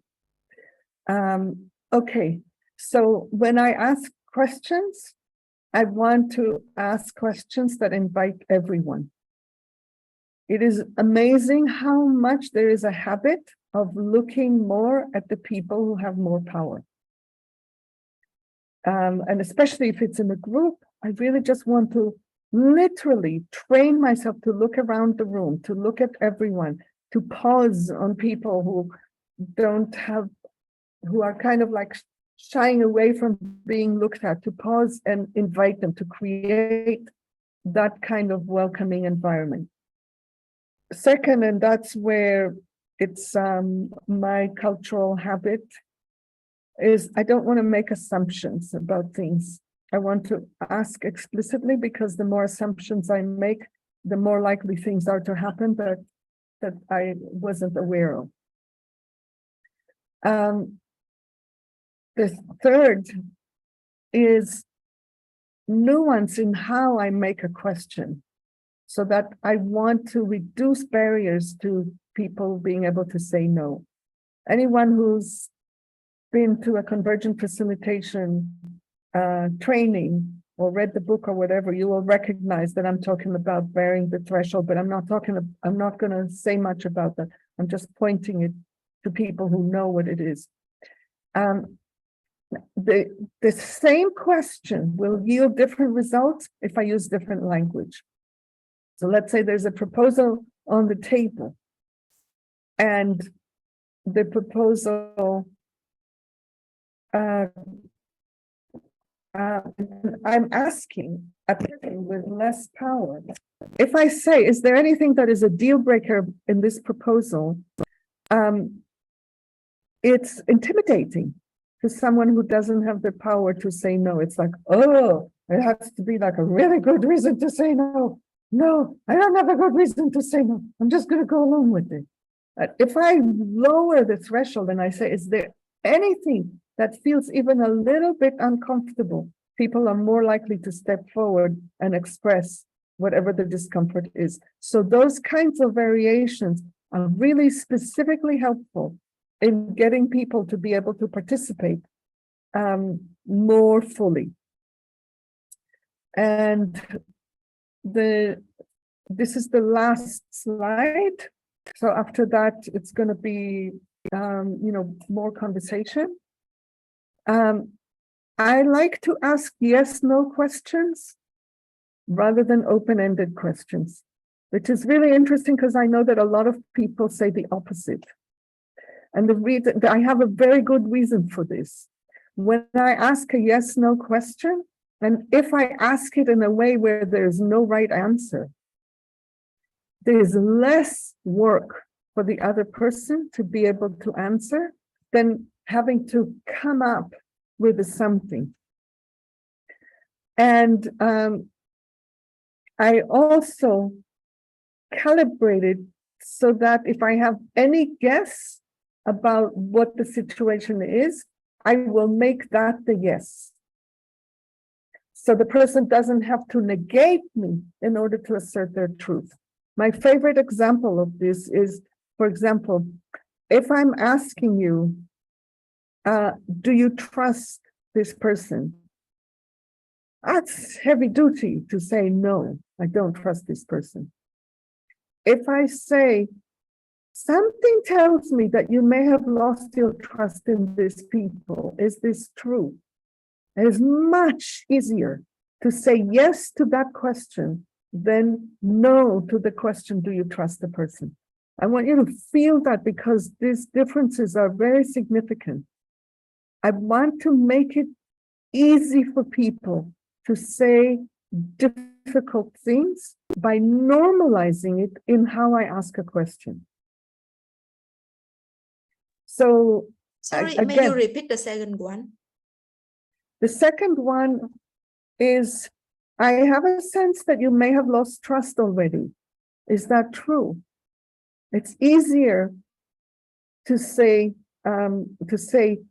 yes as an answer to that than to say, are you still in trust? Then you would have to mobilize to say, no, I lost trust. That would be much harder. Overall, one of the things that I try to do is increase the number of yeses in a room. Literally, the word yes. Even though I want to hear all the no's, I want them to be said in a way that has the most yes energy. Apparently, there is an activity that you can do. I have never tried it, but I've heard about it, which is you put two people together in pairs and give them 1 minute, and one of them says, yes, yes, yes, without any context. And then the second minute they say, no, no, no. And the person who is receiving it has different physiological responses to the entirely contextless yes and no. So there's something about that that is driving my thought that if we frame a question such that giving the information is going to be through a yes, it's going to be easier for people to respond. So I put a huge amount of thought into questions, especially when I'm sensing power differences, or most especially when I talk to children, where I want to make it so completely possible for the children to say the truth. And there's so many barriers to children being able to say the truth. If even this is not enough, I do a scale question. On a scale of 1 to 10. And then people, by virtue of asking us on a scale of 1 to 10, where are you with this? And I ask as specific a question as possible. When I give you the scale, somehow I'm communicating to you that everywhere on the scale is okay with me. I fundamentally want this to disrupt as much as possible the idea that people have to give me what I want to hear. That is the point of all of these things. And the third one is I am offering multiple pathways as much as possible. This is a trick that I learned from a book that I read that was about cross-class, cross-race organizing. And where you have this thing, if you offer people something and say, what do you think about it? Or not even offer, if you just say to people, what do you think about the problem that we have to solve here? If they are disempowered, they will say, I don't know. I never thought about it. I don't know. If you offer a proposal and say, do you like it? They will think, oh, she's offering a proposal. That means she likes it. And they say yes. And either way, I'm not getting the real response. And what this person recommended is offering multiple pathways without saying which is the one that we like, if there's even one that we like. And then we say, what do you think about these three? Which of the three do you like? Which is your preference and why? Then it's like it gives a room for people to actually turn on the switch that says, I can think here. Because all the people who are disempowered and can't think, which is what others think about them, they have their life situations in which they're continually, all day, every day, solving complex problems to even survive. So no one is going to convince me that people can't think. It's that they've trained themselves that in certain contexts, they're not supposed to think. So these are the ways that I particularly like to ask questions, to expand the range of possibilities that are available to people. That's it. This is the end of this pre-designed content. And I want to just check with Natalie if what I shared about asking questions speaks to what you wanted, and if not, I would like to hear. Yeah, so yeah, very, very useful in general, but I was indeed talking about something different. I think what I was referring is to integrate a liberatory lens within the mediation space, right? So you're noticing a disempowering pattern, right? You've been educated. One of the strategies that you mentioned is naming it, right? So I was wondering, and so my reaction often to naming it is that it kind of puts the person on the spot to have to deal with it, right? So it is an element of coercion that here is the here and now that you're suddenly noticing something. However, I'm wondering if there's strategies that would, in a curiosity, humble way, allow the person to look at their response and themselves name where it comes from. So would there be questions that would help them name it? You know what I mean? As opposed to you taking that from them. And I know you don't mean it like that, and I'm aware of the limitations of my language, but I hope you understand the essence of my question. I am wondering if you have an example that has worked for you in doing that. I'm happy to learn. So I don't know, but I think the example that you mentioned around the first example around how when decision making was tweaked, that really had a sustainable long-term impact and really eliminated the tensions, right? Yeah. The second example that we talked about was a woman or saying yes to something, but this really not being the full yes, right? And I brought that it could also be a risk assessment. So I'm just wondering, in that moment when somebody is saying yes and it's not a full yes, I mean, the small thing I can think of is what contributed to your answer, but I'm wondering if you had some ideas of how you then bring that systemic lens and they make the connection between what they're perceiving as an individual choice, but actually naming that, no, this is a pattern either from my family or my society or whatever. So I think that actually being able to name patterns is quite an achievement. It takes time. So, like when Paulo Freire did his work in Brazil, what they did when they went to a village is they would interview people and they discerned the patterns. And then they created the visuals in a way that would invite critical thinking, but it was a whole process. It wasn't like in a moment within a mediation where it's tense and the stakes are high. I like what you said, like a question is such as what contributed to you reaching this conclusion. Or another one that I can think of is I would really like both of you, and especially in a context where naming can be uncomfortable, I would put the same question to both people, even if I am very much thinking that one of them this would totally work for and the other not. I still would ask both of them as a way of normalizing the question. Can you take a moment to think about what happens? We implement this solution. What happens the next day, the next week, the next month? How does it affect your context? How does it affect your relationship? Like invite them to think into the future. That might be another possibility that I can think of. And I like the overall challenge. So I want to invite all of us to do this. And if you find such things, I would be really happy to hear what you have found. Thank you. In general, connecting the what and the why is an empowering pathway.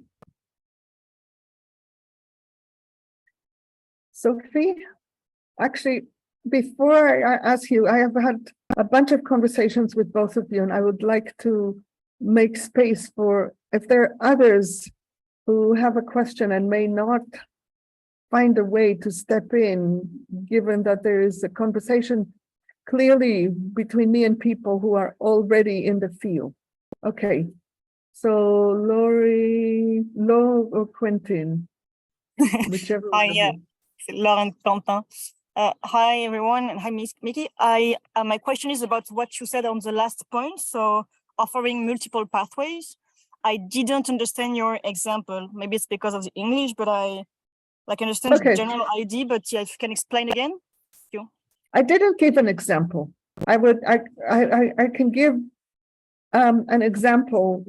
Let's say we need to work out how to get food to our household, and I'm just making it up on the fly. So it's one thing to look at someone and say, "Are you okay to go get the food?" Which will be very difficult to say no if the person is disempowered. If you say, I see 3 ways that we can attend to this. One is you go get the food. The other is, we asked someone, the neighbor's kids, they are always happy to help us if one of them can go get the food. And the third one is we don't get the food at all, and we just make do with what we have in the house. And then the person can think which of them they want. Is that enough? Okay. Other people, anyone who hasn't participated, we have only 15 minutes. Do you have all you need to be able to apply this in whatever settings you have come from?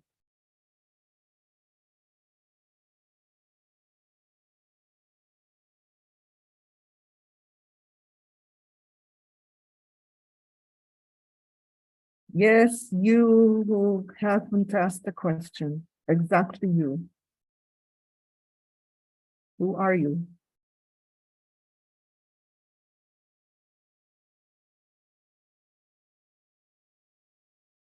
Tanya, I'm going to pick on you.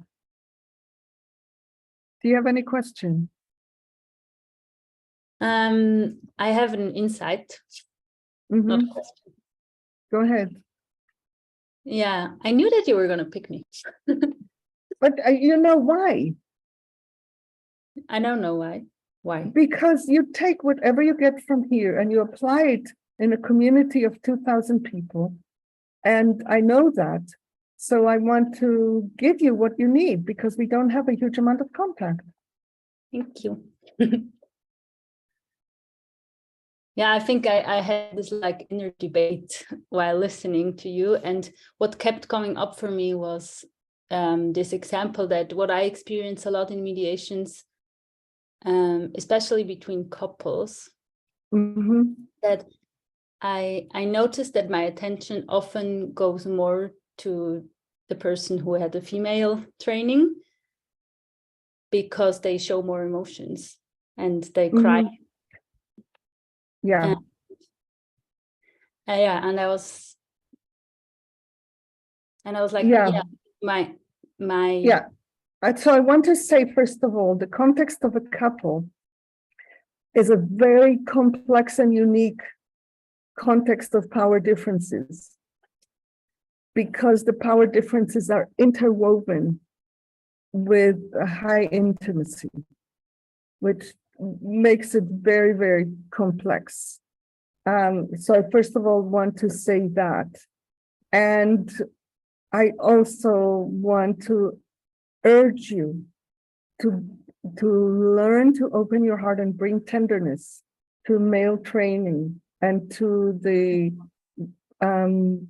dramatically reduced expressiveness that it leads to. Yeah, exactly. That's what like my insight is, that like I might have already opened my eyes to the discrimination that I received, like with my gender and my sexual orientation. And what I take away from this is that like what this is about for me is how can I train my view to also perceive other forms. And I mean, there's deep complexity because the training that somebody receives to be in a position of power, that training almost invariably means reducing the range of access to self and access to expression. And it stands to reason, because to be trained to be in power is to be trained to accept a situation in which your needs are met at the expense of others' well-being. And you can only accept it if you're disconnected. Exactly. That's why male training, the intense brutality of it starts much earlier than that for female training. I mean, there's certain levels that are there from the moment we're born, but the brutal range of it hits boys at 4, 5 and hits girls at 11, 12. Yeah. I think I want to point to the debate that I was having was like my intuition already like made me pay attention in these situations to the male person, because I can, like, you can sense this, there's something needed, right?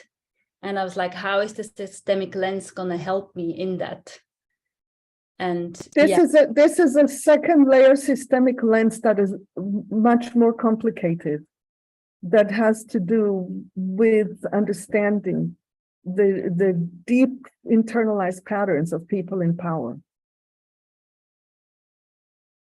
Yeah, you might want to, I don't know if you may have read it, but I have a piece that I posted a few months ago called A Love Letter to My Brothers. yeah, Have you seen it? Yeah, that might help you with this. Because the flip side danger is that you can then reactivate your female training and start taking care of men. yeah. Yeah. All right, Isbeth. Good morning. Well, it's morning here in Washington, D.C. I apologize. I'm unable to be on camera. It's just so early. And I joined late, so pardon me if this question has already been answered.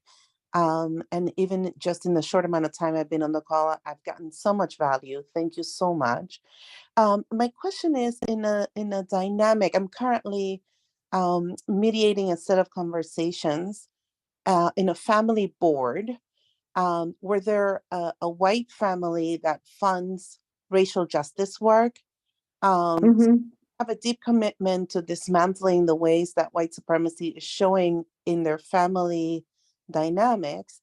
However, there is one player who's a white male who's done less of the learning about supremacy and patriarchy than others, and where the power dynamics are that he holds quite a bit of power in the family, being the older male son, and where the others in the family feel disempowered to sort of name the dynamics and to sort of call him into account to alignment with their values of advancing. And there you are. I see your picture. So I see African ancestry, and it's on you to call the dynamics within that family. I just want to name what a difficult challenge that is, and just applaud you for even being willing to play in that in that context. Really, I'm very moved about that. Thank you. I appreciate that, because I have noticed the impact on my body recently. And that's why I choose very carefully the clients that I'm working with. And I knew this family would be deeply committed to justice and to doing their work, while there's just, my question is around how to really invite the others in the family to step into their power. My intuition without knowing details, and I'm stopping you because we are so close to the end. My intuition is meetings outside the context of the whole. Okay, thank you. Yeah, and that may include a meeting with that guy and a meeting with some of the other people, or whatever it is. I don't know. I mean, if we talked for 5, 10, 15 minutes, I would probably have a lot more to be able to give you, but in this small context, that's my intuition, that it might be too many layers. It's your own position, the disempoweredness of other people in the family, and you trying to empower them in relation to someone who symbolizes so much. It just seems overwhelming, and that's why I'm thinking doing it outside the room. How does that strike you? That makes sense. Thank you so much. Yay. All right. So I'm moving to closing, and I want to say, first of all, that after I do this, think through how to correct the first 2 slides. The slide deck comes to people after this. And I just I want to say that I feel really happy about what happened here today. I don't know how many of you were there last month in the previous one. That one didn't work very well. It was a very difficult one because I was packing too much material and it was left people with lack of clarity. This one, I have a sense that the amount of material and the content held people, and I feel really happy about that and happy to imagine people going out there to the field and having little bits of new capacities. I also want to invite all of you to look at the NGL website and to consider whether it's something for you to engage in, because it's open. There are many possibilities of engaging with NGL where we are learning these things and playing with them. I also want to say that anyone who has the capacity to give more money than you may have given before without overstretching or resentment, that would be amazing. All of our work is sustained by free gifts from people. Everything is accessible regardless. And there are 30-something people whose livelihood depends in all or part on all these freely given gifts. It's an amazing experiment, and I would love for you to support us if you can. I think that's all for me to say. And now I would like to hear from a few people. If you can name a particular thing that you're taking with you. So for example, Isbeth said, I got a lot of value from it. That doesn't give me information about what worked. The specifics, what specifically did you get? And that also then is useful as a recap of like, oh yeah, that, if people can do it. Shumaisa, and please keep it super brief, like one thing so that we can hear a few voices. Yes, Shumaisa. Thank you so much for this and everyone participating. I really like the questions and the different kinds of questions. Yeah, so I mean, I'll just leave it there. But yeah, they were really practical and I will be taking that away with me. Thank you. Thank you. Tanya? Yeah, I think, I mean, the same thing. The last slide with the questions was super concrete and helpful for me. Thank you. Kate? I think it was just the definition of power, of courage to speak truth with love, just bringing that love back in again and again. It's really helpful. Thanks. Yes, thank you. I think I didn't stress enough. I must be able to love the person in power to be able to do this. If I don't love the person in power, I will secretly try to skew the solution in a way that will work better for the person with less power. And then I'm not actually doing my task. Yeah, thanks. Annabelle. Yes, thank you so much, Nikki. For me, it was all that I need to learn more about the systemic lens, but also recognizing what you said about doing it and getting on and taking action and then dealing with the impact of that, just not waiting till I know everything. So yes, thank you. We can hear from one or two more people if anybody else has anything. Andre? Yes, thank you for mentioning taking action, because I like to read and I'll pick up piles of books, but stepping into action is bridging my own gap. So thank you for mentioning it again. And also the last part of the questions, because I like to ask open questions, but I never was aware that not being able to answer is already this gap. So thank you. Thank you. And Tanya? It also really resolved kind of a knot in me when you talked about trust and feedback and conflict and how it's not about avoiding conflict. Great. Thank you so much. Thank you, Marcela, for stepping into tech support. Thank you, everyone, for coming, for engaging. Yay. Bye for now. See you later somewhere, somehow. Bye.